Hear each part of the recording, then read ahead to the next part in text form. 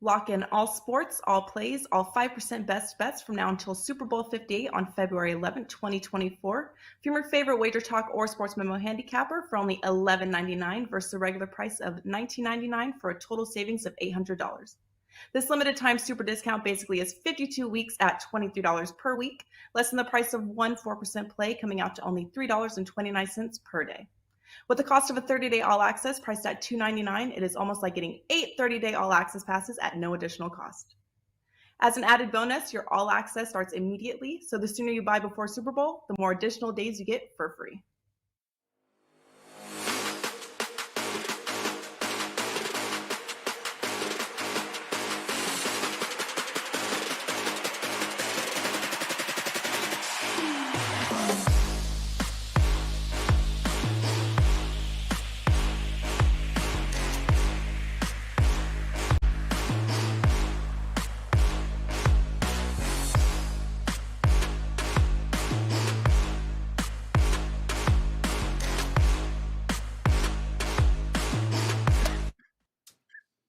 Yeah, well, yeah, we'll figure it out at some point. Don't worry about it. Welcome in. It is the college basketball tip-off show, and in about 20 minutes, I'm going to be drunk. We got plenty going on here today in college. In fact, a great night across the board in the college basketball landscape. Last night, got some really great matchups here again tonight, and I know these three guys are going to have something in store for us here. Some edges, some best bets as we welcome in three of the finest at WagerTalk.com. We got Drew Martin Bets in the house, ready to roll. As is Adam. I have never met a gym I have not been to yet. Trigger, ready to roll straight off the UConn game last night, I believe. And his partner in crime there, Bryan Power, here with you guys on this Wednesday. And Drew, talk to me here, my man. It's a great slate of games, actually, tonight. It was a good one last night. New Mexico, Nevada, too. It was the late night degenerate special last night. What do you got today over at Wager Talk? Anything on the card tonight you like? Yeah, Joe. Following up the 2-0 yesterday, won the free pick in the client play, and getting after it today. So it was a rough week and a half for me, Joe. Not gonna lie, but I feel like a little bit of buy low right now. Seeing it well last night, rolling it over into tonight, and breaking down three good games tonight. I can't wait to watch these games with you. So or on here with you, breaking them down, Joe. So thanks for having me, and let's find some winners, bud. Love it. All right, Trig, talk to me, man. How was the game last night? I'm gonna guess you were on UConn because you went to the UConn game, and you have a habit of cashing tickets in those games. So how was it, and what do you got rolling tonight for us at Wager Talk? The game was awesome. The crowd at the XL Center, I know we've talked about XL Center crowds maybe not being as good as the ones at Gamble. Not last night. Place was packed. Huge game. Awesome environment. I will say the XL Center is not a good building. Totally in need of a renovation. I don't think that building has been touched since the Hartford Whalers have played there. I'm dead serious. It is ancient. You can't get cell service. There's no internet. It's in total need of a revamp, but they're redoing it and they're putting a sports book in it. There's going to be a Sugar House sports book at the XL Center within a couple of years. So I'm looking forward to going back once they do that. I refuse to go back before then because it's just a dump. But it was a great time. UConn got the win. I'm on a nice little run in college hoops. 30-13 my last 43 plays. I've got 5 in a row. Also hit Kent State last night, so 2-0 on Tuesday. And I've got a 5%er going tonight. It's the only thing I've bet so far. So that's up on my page. I'm going to give you one that's pretty close. And if I add something else, I will give it out for free at some point today. I'm going to be doing a Spaces at 5 o'clock. I know Bryan Power's going to jump in. We're just going to be talking some hoops. So I'll make sure you guys get the play if I add a second one. But right now, I've got that 5%er up. And it's on my page. Hopefully we make it 6 in a row. All right, let's go here. Basketball it is, college hoop style there, Bryan Power. What do you got ready to roll for us at WagerTalk.com tonight?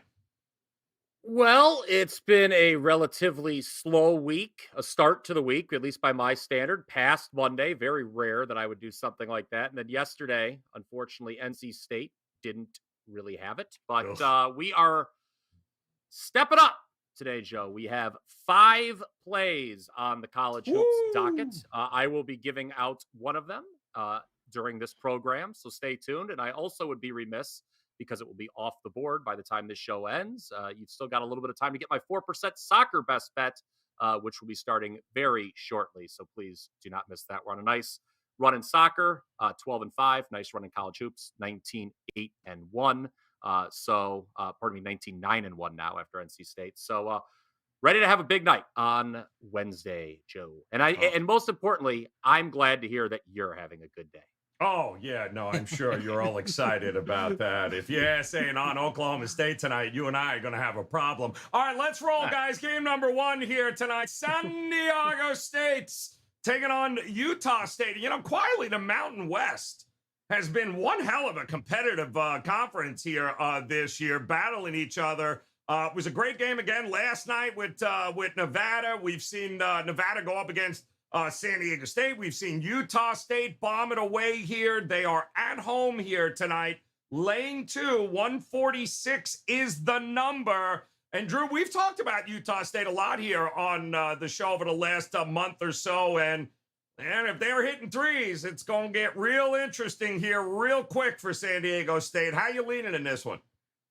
Yeah, Joe. I mean, you bring up the 3-point shooting. This is the number 1 team in the country, guys, in terms of 3-point percentage. So them being at home here, Joe, in Logan, Utah, which by the way is the 12th highest Division I home court elevation in the nation, 4,774 feet above sea level. And like your intro there, Joe, San Diego. If you guys haven't been there, a fine city, but it is on the coast, so a little bit of elevation here for the Aztecs to travel to. And looking back at the last time these two teams played, Joe, it was January 25th, and San Diego State won that game by 10 points, 85-75. But when you look under the hood, they actually shot, the Aztecs did, over 50% from beyond the arc. And so when you're shooting 55% from 3, also had a 20-10 free throw attempt advantage. I don't think those replicate here going on the road again. So Utah State being at home, Utah State's 8-3 in conference, 19-5 overall. I like them in Logan here. Elevation, -2 points. Give me the Aggies, Joe. I like Utah State. Yeah, it's been profitable, Trig, right? Following some of these conferences, home teams, the favorites, even short, they usually win straight up. And boy, Utah State got the comfort of those nets and those sight lines. Are you buying them here tonight against the Aztecs? I can't, and it's not that I don't like Utah State. It's that I just don't think this is a good enough matchup for Utah State where I can come in and lay a number. That's really what it comes down to for me. So Drew referenced the last game. It was a Wednesday we did this show. And I talked about how good of a matchup this is in the last meeting that I thought it was for San Diego State. And it turned out to kind of play out in that manner. I mean, I go back to that last meeting. It was the final was 85-75, but San Diego State kind of had that game in control start to finish.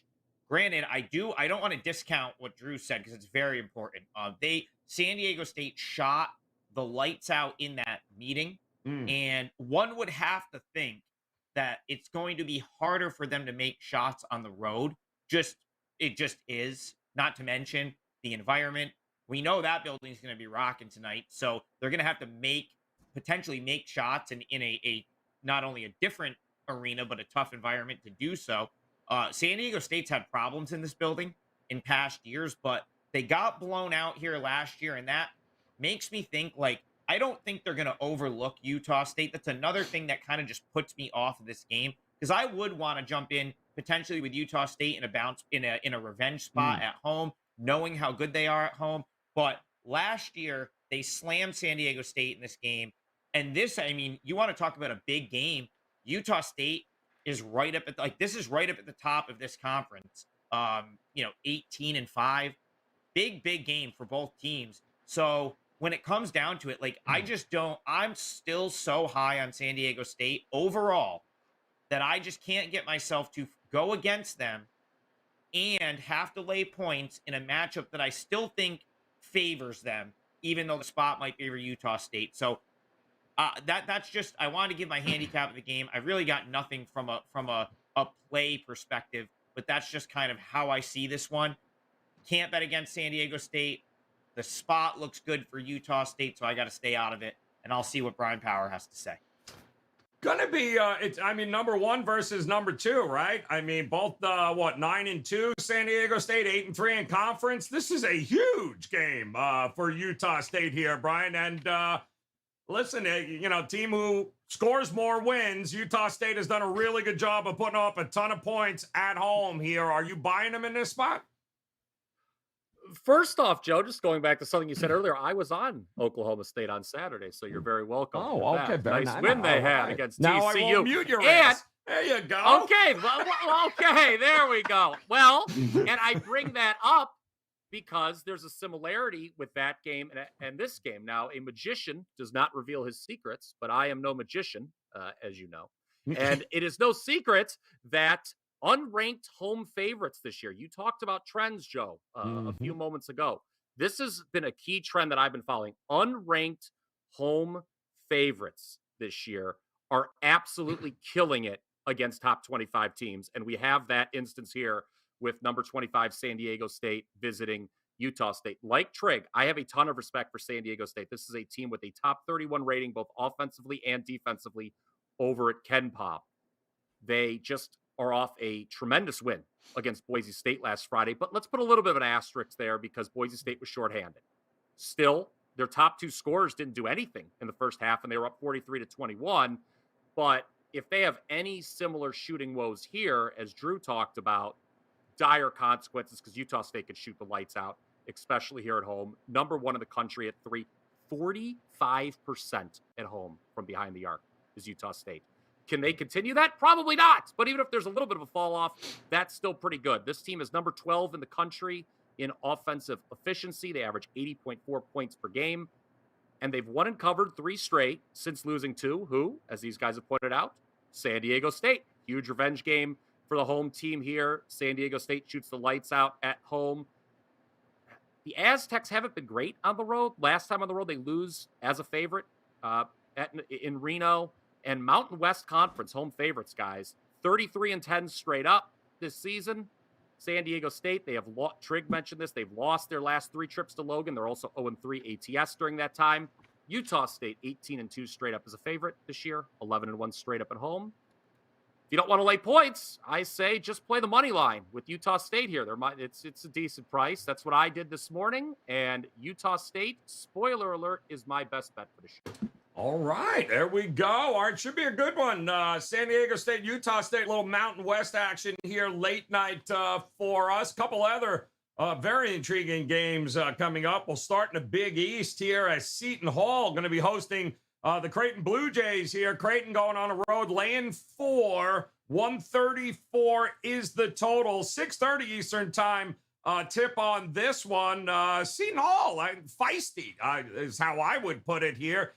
Creighton rolling here, Drew. Are you buying them coming on the road and handling business against Seton Hall tonight? I think so, Joe, but I do agree with your assessment there of Seton Hall. They are feisty, especially playing at home in Newark. I'm not exactly looking up to go against Seton Hall here, but Creighton is on a 6-game winning streak. And their 7'1" center, that big tall white guy, he's pretty good down there. And I think he's going to be a kind of a tough matchup for Seton Hall. So I don't know, Joe. I like Creighton here, but laying the points on the road, a little bit questionable for me. So I laid off of this one. But if you need a bet, I do like the Blue Jays. And oh, by the way, Joe, it's the Blue Jays versus the Pirates as we're about a month and a half out from opening day. And I can't wait for the MLB show on the WagerTalk YouTube channel in this time slot, guys. Shameless plug, but still, Joe, can't wait for opening day. Listen, dude, it's going to be there were a few walking around the area here yesterday there, Drew. We're starting to see the Nationals, the Astros, and the Cardinals shirts starting to flow around here for spring training. So it'll be here before we know it. But listen, ain't nobody going to Newark to play baseball, Trig. Let's take a look here at this game, because I'm wondering, this was a Creighton team that couldn't win anything back in this November and December, and then all of a sudden, man, they flipped the switch. They got healthy. Are you getting in front of them right now? I thought about it. I talked myself off of actually like making that a play, but that's the way I would look here, would be towards Seton Hall. So asterisk there for Creighton. They did struggle for a stretch, but Ryan Kalkbrenner was out for some of those games, and for others, he was just coming back from. I think he might have had like someone can correct me if I'm wrong. I don't know if he had mono or something. Like I think he was like fatigued. It was something like that. So it took him a while to get back, and he's obviously their sort of key component. I'm not entirely sold on Creighton. I'll tell you right now, if this was like next year with Holloway, I remember Holloway well from his time in the MAC with St. Peter's, and give him one more year to get his team up to the level that they need to play in the Big East, playing his style, and they're going to be like a total pain to play. And it's already started. It's already looking like he might be ahead of schedule. If you look at what Seton Hall's been able to do of late, they're on I think they've won 7 of their last 8. I don't have that. Oh, it's right on the screen. Okay, sorry. Yep. I was gonna say I don't have that in front of me. It's right there. So they have figured out ways to win games, and that's ultimately what I think they could do to Creighton here. Seton Hall is so good at slowing teams down, killing the pace of games, and Creighton. I guess my concern is like Kalkbrenner is so good that he could, sort of play in, the pace change is not going to really kill his ability to score and sort of power Creighton to a win. But it does affect the rest of their offense, I think. Obviously, they're going on the road here. Tricky like road trip out to New Jersey for a team coming from Omaha, Nebraska. So not exactly an easy sort of travel, spot for Creighton. I lean towards Seton Hall plus the points. I think it's a tricky matchup for a Creighton team that I'm just not fully buying into Creighton. Like you look at the Big East, I like that Marquette team. I love UConn after what I saw last night.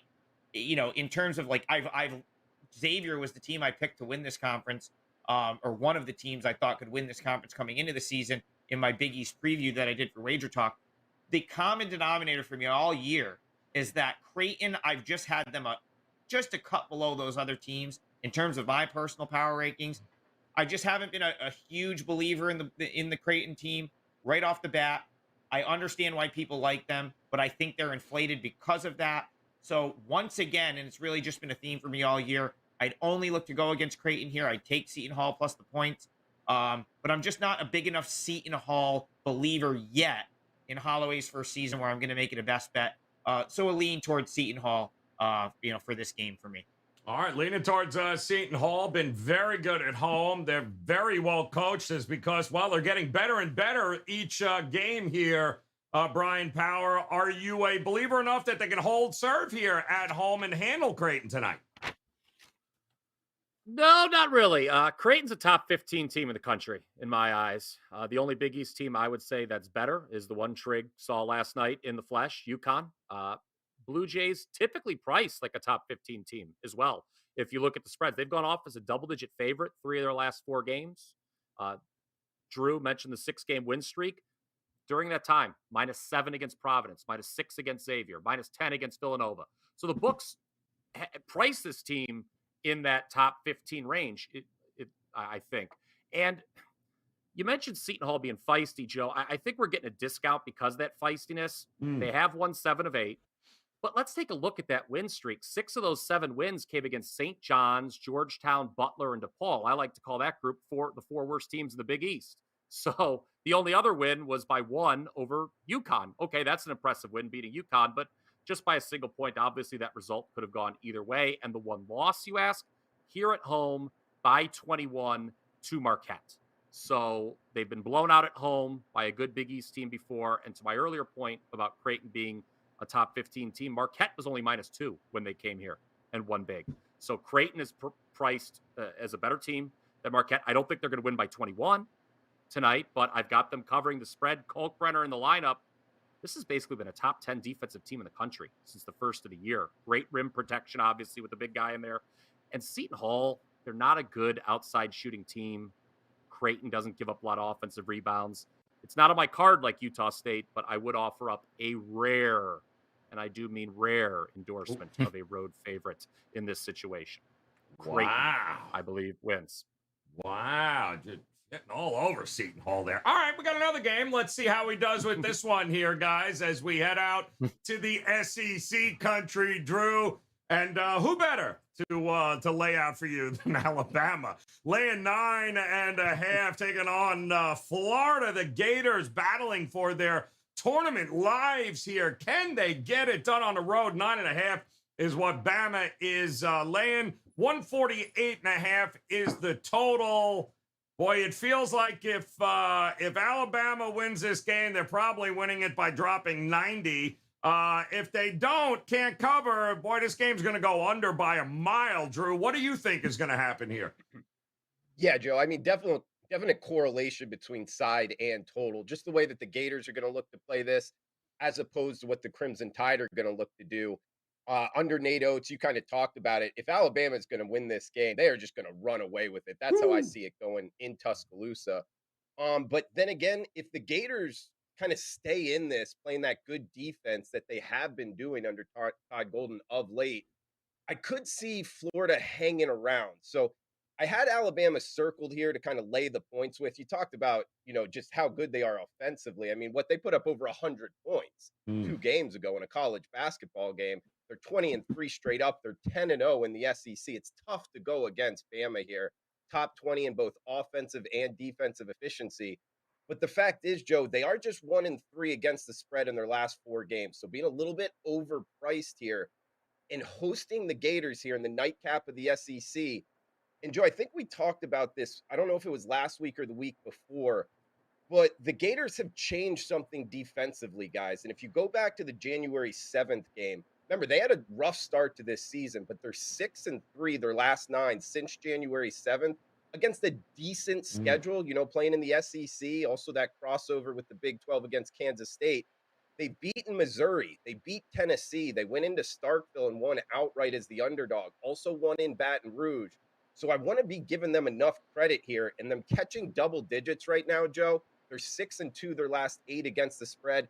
It's enough for me not to lay the double digits with Alabama. That's the way I broke this one down, Joe. All right, there you go, your guys. It's intriguing who pushes it here, Trig.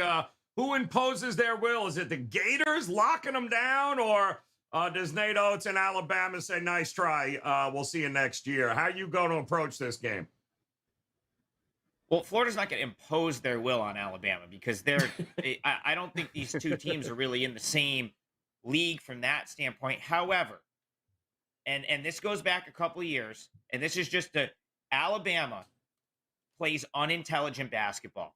Like, and I'm going to clarify that, especially when it comes to closing a game out or like putting a game away. And I'll give a example. You could go find many examples of this over the last couple of years, but one from earlier this year. I was on Mississippi State, similar spread. I think they were like double-digit favorite against Alabama, and there's a minute and a half left. They're up by like 7, and they're just firing like transition threes, and it's just like, and then to take it a step further, like that's the one thing Alabama really lacks is like they turn it over, and their shot selection is poor at times. And for those reasons, I think Florida could like hang around in this one long enough to cover the number. Alabama rebounding, number 1 in the country. They're excellent defensively.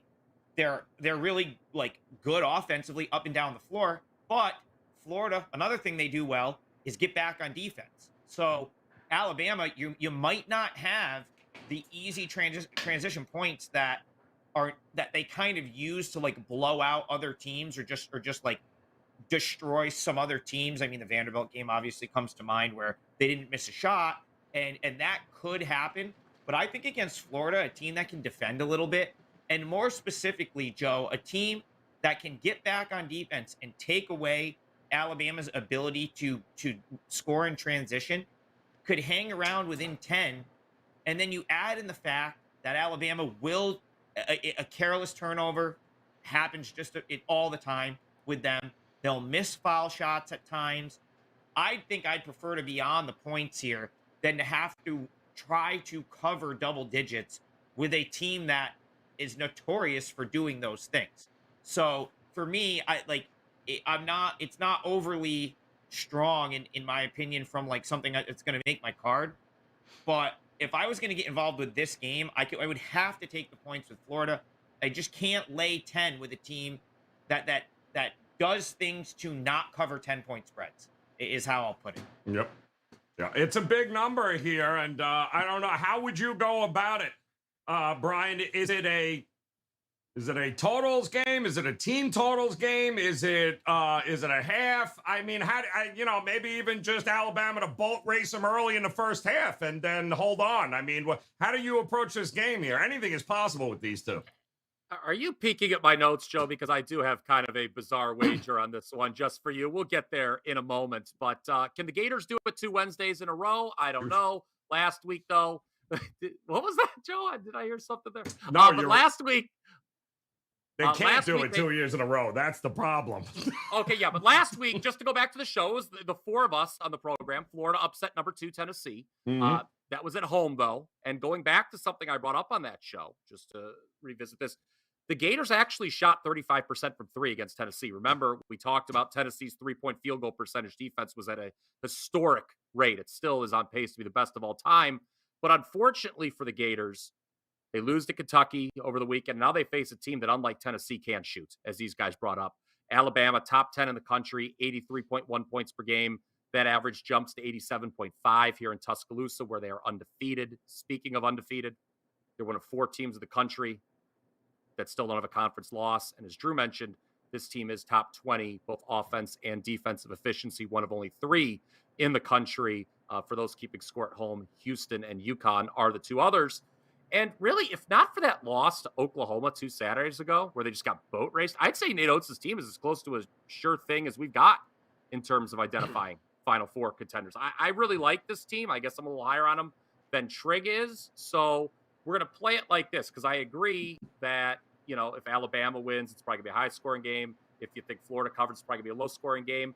I don't really feel comfortable doing any of that, so I'm going to point out that Florida now, 3 straight games, they have not scored more than 67 points. Their team total for tonight is 69.5. I don't think they get there. Under on the team total for Florida, Joe, that is 69.5. Ooh, so you don't even think they make the 70 mark. Wow. Okay. Haven't done it the last 3. Yeah, no, I mean, that's, listen, it's going to be intriguing. And I still think the game might go over, even if they don't. That's how crazy Alabama can be, man, dropping 90 on you. And you go, what the hell just happened here? We got 3 games there, guys. Plenty of other games on the card up and down tonight. Plenty of opportunities, some early games, some late night games out west. Now it is, of course, the moment of truth and time to figure out which one of these games these guys like a little more than the rest for a best bet. Drew, kick us off here, man. Which way you rolling tonight for a best bet on the show? Yeah, Joe, going back to the first game, we talked about 10 p.m. Eastern time slot in the Mountain West. Utah State, the Aggies, -2 is my best bet. Using the elevation to our advantage, number 1 3-point shooting team in the country. And if you go back to the last time these 2 teams played, January 25th, San Diego State did win that game by 10 points. But the fact is they shot 55% from 3. They also had a free throw advantage in that game, 20-10. I don't think those replicate on the road here. So I'll take the home team at elevation, Utah State -2 for my best bet, Joe. All right, there you go. Going out west, little late night degenerate special. I would expect nothing less. Outstanding. Talk to us here. What are you thinking there, Adam? Who are you looking at here for a best bet tonight? And you better not say Albany. I wouldn't suggest. I wouldn't bet Albany with your money, Joe. That is not a good basketball team. Although I don't know if I want to bet against them tonight. It's a weird spot. But listen, I'm gonna go with. So I've only got one play for tonight. It's a 5%er. It's up on my page. if I do make a second best bet client play, I'm going to give it out for free. I just don't have a second one yet. So I'm going to give you the one that's closest. And I'm going to tell you what kind of, makes it miss just a little bit for me so you can make your own sort of decision there. I love Syracuse in their matchup tonight with Florida State. I was shocked to see this one get bet up the way that it did. It kind of got quickly bet up from 2 to 3.5. At 3.5, I'm not going to make it a client play at 3.5, but I do still think that this matchup for Syracuse is really, really good. I talked about this on WagerTalk today. Syracuse 7-6 in ACC play. If we're just looking from the straight up perspective, when they play teams that are below them in league play, they're 7-1. So 0-5 against teams that are above them with a couple tough losses. Teams that are below them in the ACC standings, they're 7-1. Florida State is a team that's below them. And the reason I like this matchup so much for Syracuse is Syracuse is probably going to out-rebound them. And Syracuse doesn't often have a rebounding edge. When they do, they typically win games. Florida State is one of the worst rebounding teams in the country.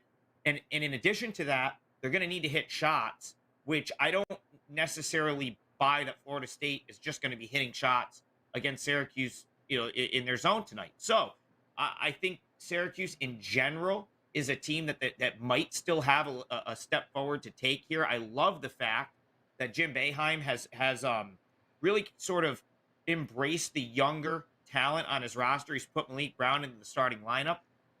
He will defend Judah Mintz to his grave, basically. I mean, the kid can turn the ball over 8 times in a game, and Boeheim's got his back. And in the local media up here, that's not always the case. Judah Mintz has been criticized for some of the turnovers, and Boeheim just basically tells people to shut up. That's another thing that he does extremely well. I've never been a Boeheim guy, Joe, but I do like that about him, that he's defending the young guys on this team. He's letting the young guys go out and play big minutes. This is a Syracuse team that really wasn't all that great coming into the season, but now that they've got some youth, and Joe Girard senior got benched earlier this year, has got kind of, come back into the lineup, and he's scoring again. He's being a leader on that team that really kind of needed one. I just think that Syracuse has a step forward still to take. Benny Williams hasn't played in like a few games. We might see him back in the mix in a bigger capacity tonight. So the matchup here for me is all Syracuse. I think this is a great matchup for the Orange. I wish this line was closer to pick, which is where I would have wanted it for a client play. But at 3.5, I still think there's some value there. And listen, I know it's bigger juice, but if you can mix in a Syracuse money line somehow, I really do think they win this game. And if this does trend back toward that number, like if this gets down to 3 or 2.5, I very well may add it. So my best bet for the show, Syracuse minus 3.5. I really like the spot for Syracuse. I really like the matchup for Syracuse. I think they're better than Florida State. I think they get it done in Tallahassee tonight. All right, going to get it done. Yeah, it's going to be interesting when that 2-3 zone comes rolling out and Florida State has to make a 3. Let me know how that works out for you there, Mr. Hamilton. Talk to us here, Bryan Power. What do you got rolling for us here tonight in a best bet? Where are you looking? I'll keep it short and sweet because I'm with Drew. Utah State is the best bet. This is a client play, and here's the trend. People can follow along with it. Now, unranked home favorites laying points to a top 25 opponent are 23-10 ATS this year. That is 70%. I would not be afraid to play this money. I played a money line, Utah State, this morning. And I would, if you want to do that, go ahead, because there have also been multiple instances of this where we've had those unranked home favorites win straight up, but not cover, Joe. So I think like the straight up trend is at least 26-7 when you have a situation like this. Utah State playing with revenge. We talked about San Diego State, some of their troubles on the road previously, particularly last 3 years here in Logan, 0-3 straight up and against the number. I am on Utah State as my best bet for this evening here. Ooh, all right, Utah State. We got a couple of thumbs up here for that late night clash. It's going to be fun. Our friends from the Gold Sheet, they got to play too as well. They're going to look at that under in Florida and Alabama. Only they're going to look at the under here, and only one of Florida State's last 15 games have been actually at that 150 mark or better. Florida's defense Actually doing a pretty good job of holding SEC opponents to just about 25% shooting from the three-point range. Also, Alabama's defense leads the conference in effective field goal percentage allowed. When you put it all together, going to be very hard to get to those 148, 49 points that they are anticipating here tonight with the total. All right, I mentioned it.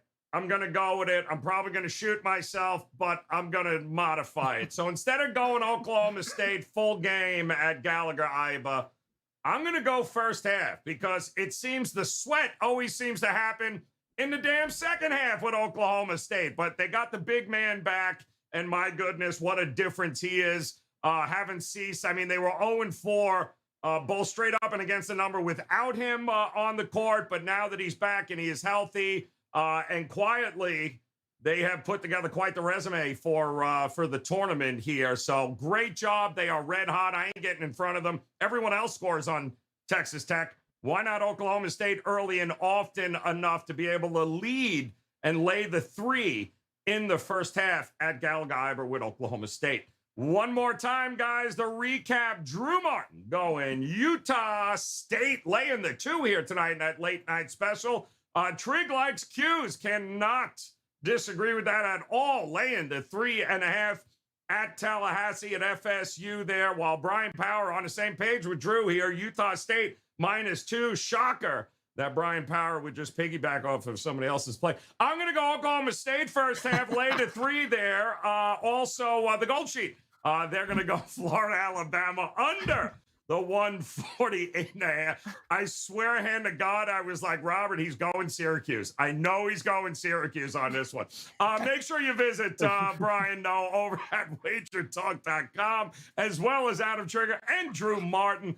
These guys are locked and loaded, ready to roll here tonight. Let us not forget there's another big game, too, this weekend. I can't remember what it is. Maybe rugby, something along those lines. Anyway, best bets across the board for Sunday available right now at WagerTalk.com. Also, another nice card here over the next couple days in college hoops. We'll do our best here to point you in the right direction. So come back and join us again tomorrow. We'll do it all over again. Until then, on behalf of Drew Martin, Adam Trigger, and Bryan Power, we appreciate the time, guys. Best of luck with all the plays tonight. We'll talk to you again tomorrow. Good luck.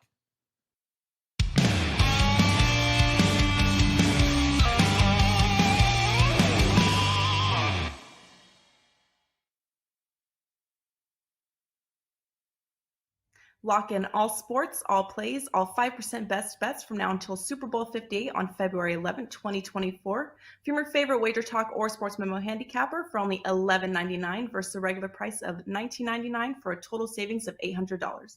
This limited time super discount basically is 52 weeks at $23 per week, less than the price of one 4% play, coming out to only $3.29 per day.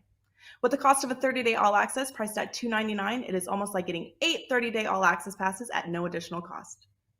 As an added bonus, your all-access starts immediately, so the sooner you buy before Super Bowl, the more additional days you get for free.